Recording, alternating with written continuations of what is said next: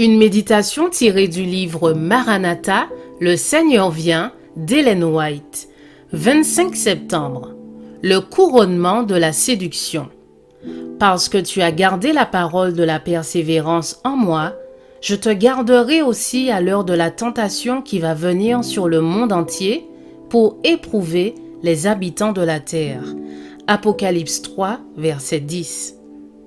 Lorsque la seconde venue de notre Seigneur Jésus-Christ approchera, les agents sataniques se mobiliseront depuis le bas. Satan non seulement apparaîtra sous la forme humaine, mais il personnifiera Jésus-Christ, et le monde qui a rejeté la vérité le recevra comme le Seigneur des Seigneurs et le Roi des Rois. À mesure que son temps se raccourcit, Satan redouble de colère, et c'est pendant le temps de détresse que son œuvre de séduction et de destruction parviendra à son point culminant.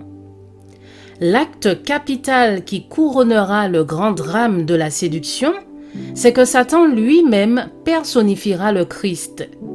L'Église a professé longtemps attendre l'avènement du Sauveur comme consommation de son espérance. Le séducteur en chef fera alors paraître que Christ est venu. Dans diverses parties de la terre, Satan se manifestera parmi les hommes comme un être majestueux d'une éclatante splendeur, ressemblant à la description que Jean donne du Fils de Dieu dans l'Apocalypse. Apocalypse 1, versets 13 à 15. La gloire qui l'environne dépasse tout ce qu'ont pu voir les yeux des mortels. Ce cri de triomphe retentit « Christ est venu! Christ est venu !» Le peuple s'agenouille devant lui dans l'adoration, tandis qu'il lève ses mains et prononce une bénédiction sur eux, exactement comme Jésus lorsqu'il bénissait ses disciples quand il était sur terre.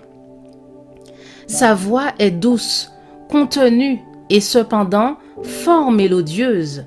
D'un ton aimable, compatissant, il énonce quelques-unes de ces vérités célestes, pleines de grâce, que le Sauveur prononçait. Il guérit les malades et ensuite, en son prétendu caractère du Christ, il prétend avoir changé le sabbat au dimanche et commande à tous de sanctifier le jour qu'il a béni. Il déclarera que ceux qui persistent à sanctifier le 7e jour blasphèment son nom en refusant d'écouter les anges qu'il leur a envoyés avec la lumière de la vérité. C'est la tromperie la plus forte, le chef-d'œuvre de la séduction.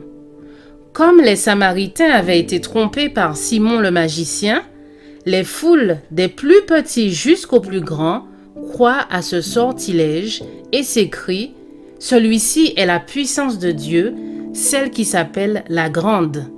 Acte 8, verset 10. Mais les enfants de Dieu ne se laisseront point égarer. Les enseignements de ce faux Christ ne s'accordent point avec les Écritures.